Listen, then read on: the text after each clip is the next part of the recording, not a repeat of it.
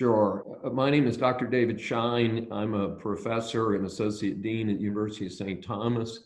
But prior to that, and still continuing, I provide advice to businesses of all sizes, nonprofits and for-profits, about important issues in employment and human resources. And you are an author and you are an attorney. So got a huge background. So very excited. And I know in some of our meetings you shared some of the questions you're being asked today in the middle of our COVID-19 experience. So what are some of the questions that small or businesses have today? Well, there's been a series of questions that I've received, and the interesting thing for me is these are not hypotheticals. These are real organizations that have called me this week or last week and said, what do we do? A couple of those situations include, do we have to accept the reason that a employee gives us for not coming to work? So a question would include, my babysitter's husband thinks he's been exposed to COVID-19. Can my employee take sick leave because her babysitter may have been exposed to COVID-19, because her husband may have been exposed to COVID-19? And part of the question there is the legitimacy of the sick leave. And as you know, President Trump signed a law on March 18th that went into effect on April 1st that provides for sick leave under very liberal circumstances. And if it's properly documented by the company, the employer, then the employer can apply to get those sick leave benefits. They pay the employee back, but the leave has to be related to COVID-19. The problem that we have right now is the Internal Revenue Service, that will be largely handling this matter, has not released final regulations saying this is the type of documentation we need. And so what we're hearing is, for the first 2 weeks, basically just documenting your internal file at your company saying, this is the reason that employee is taking sick leave because her babysitter is no longer available because of COVID, will probably work for the first couple weeks. After that, we move to an extended leave situation, and it appears, at least at the moment, that the documentation for that will need to be similar to what is required for the Family and Medical Leave Act, and there's special forms for that. So we're still waiting for final regs, but what I'm advising employers right now is to be very liberal in granting sick leave during these first 2 weeks, but certainly create internal documentation so that they can say, look, we didn't just do it.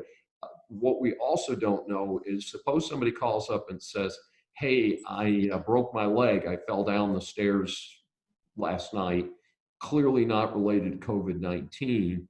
Is this liberal leave law still going to cover that person even though they weren't technically out sick due to COVID-19? So one of the many questions that we do not know today.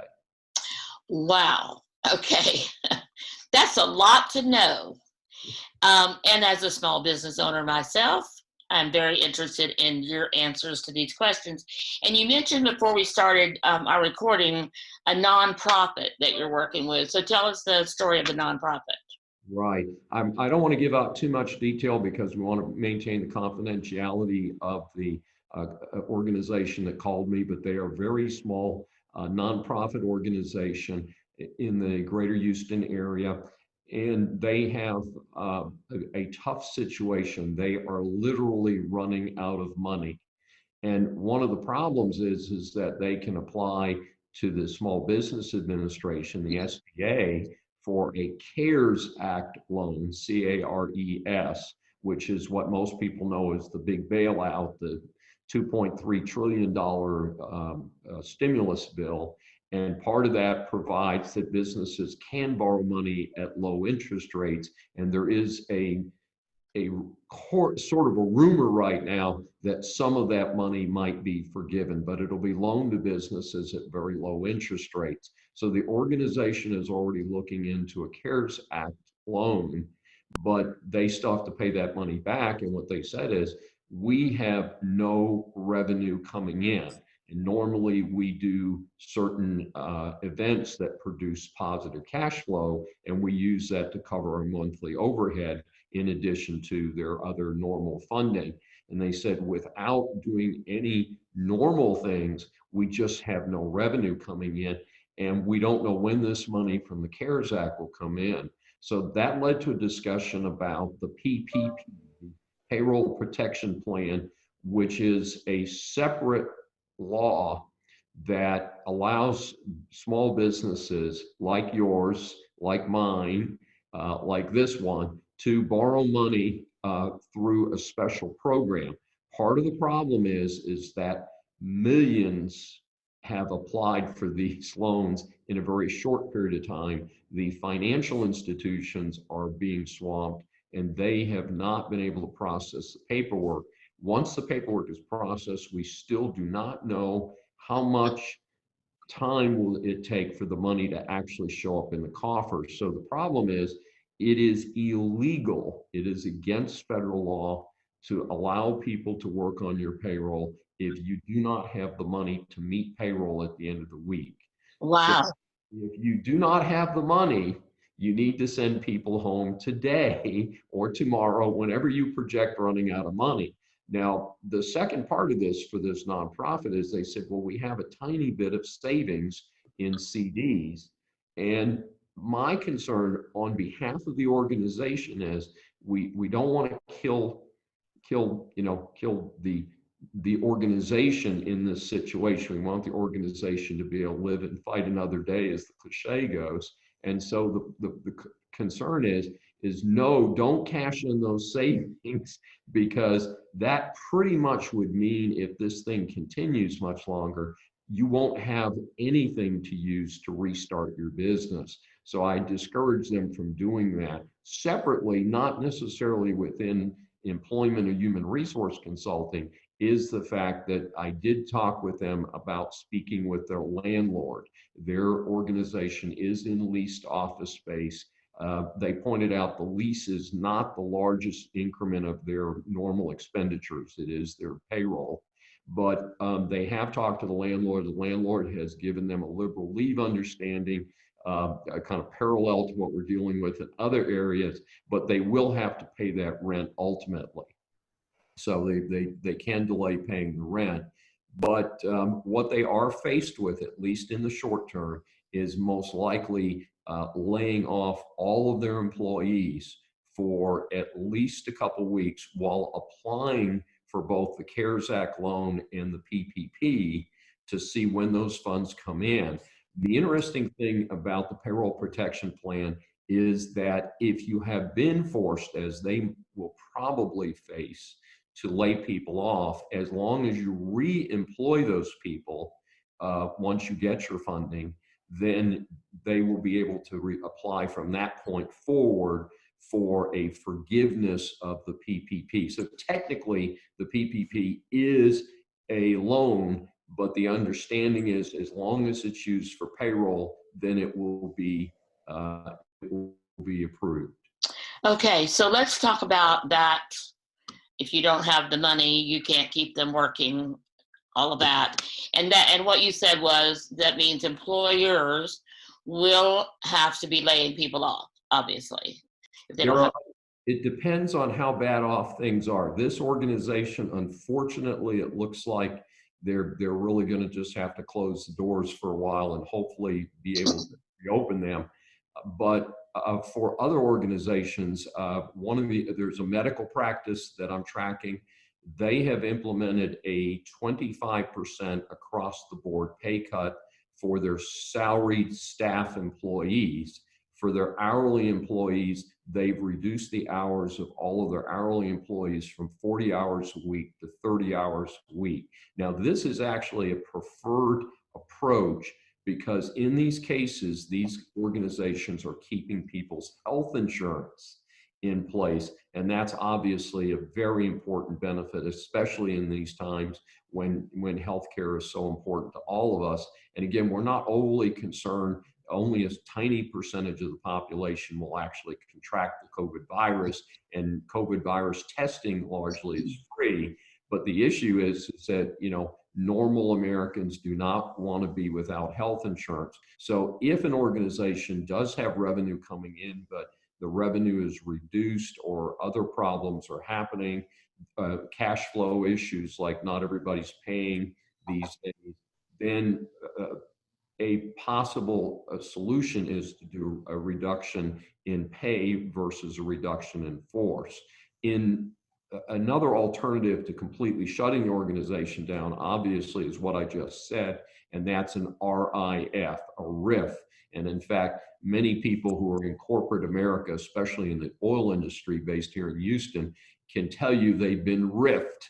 And RIF stands for reduction in force. And this is where a organization looks forward and says, how many people do we need on the payroll to get everything done next week? And gee, we've got 1,000 people on the payroll and we only need 600 of them. So we're going to have to furlough, lay off, or a couple other terms to get down to where our staffing balances our current reduced workload. Now, for those people, they will be eligible for unemployment benefits, and the unemployment benefits have been enhanced.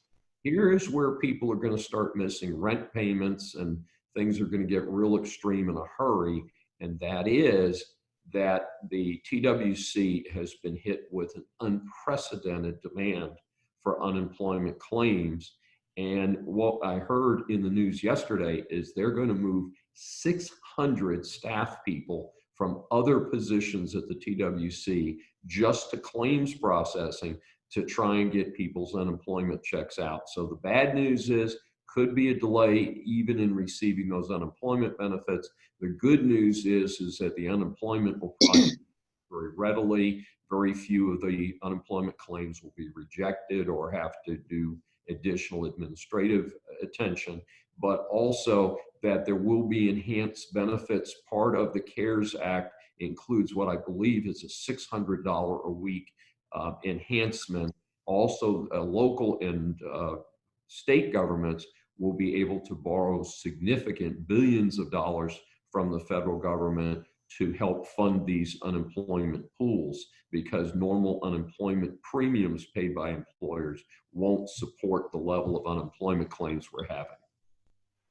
Wow, that's a lot going on. I know I heard recently a friend of mine say they were just going to have to lay everybody off for now. So what I want to, this is going to be your last question for today, and we've already talked about this, but you wrote a paper for one of your clients that you decided to make it available to all businesses.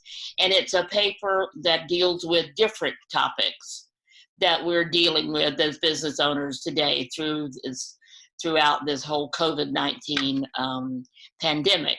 So can you say a little bit about that paper, and then we'll tell people how they can get a copy of it? Sure. What I did is when the COVID-19 impact first began to hit about 2.5, 3 weeks ago, I received a couple calls right in a row from small businesses saying, how do we adjust to this situation? And so basically I prepared a very simple written policy that's kind of the 1, 2, 3, 4s of how to approach these situations. And so we are making that available to people. They can contact us through our website, which is ClaremontManagementGroup.com. And we'll be happy to send that out at no charge, no obligation to businesses, employers who are interested in that. Also, we want to remind employers that all employers, regardless of size, need to display the poster for the leave bill. Again, that was signed on March 18th and went into effect on April 1. And that poster is available for free on the Department of Labor website. You just do it sick leave bill, Department of Labor, and that'll come up. We're not distributing it because it's just as fast to get it off the Department of Labor website. And I know that because I went onto the DOL website about a week ago. It's very easy to download. Also on the DOL website are a link to frequently asked questions. So many questions relate to how people document this coverage under the sick leave bill. Very good. Thank you, David, very much, because this is so timely, and this is like the second or third session we've done this, and we'll keep on doing them as as the news media calls it, breaking news. So when something else is announced, David, I'll get back with you, but I don't want to ever go without saying that David is the author of a book called The Decline of America, 100 Years of Leadership Failures. So get this book. It's a great book for research if you want to know more about the different presidents. Starts with Woodrow Wilson, I believe, wasn't it, David? Woodrow Wilson through Barack Obama, and kind of an epilogue that talks about the Trump election. Very good. So you can get this book from the website, or you can go to Amazon, and we will, so that's available on Amazon to get in either print format, ebook, or audio. No, not audio yet. We're working on the audio, getting that ready. So go get your copy today, read about the decline of America. So David, thank you again. Love all, I mean, you're just like a wealth of information, and I love being able to share that so that we can have more people find out who you are and how valuable you are through this time that we're going through right now. So thank you. Thank you, Sandy. Take care.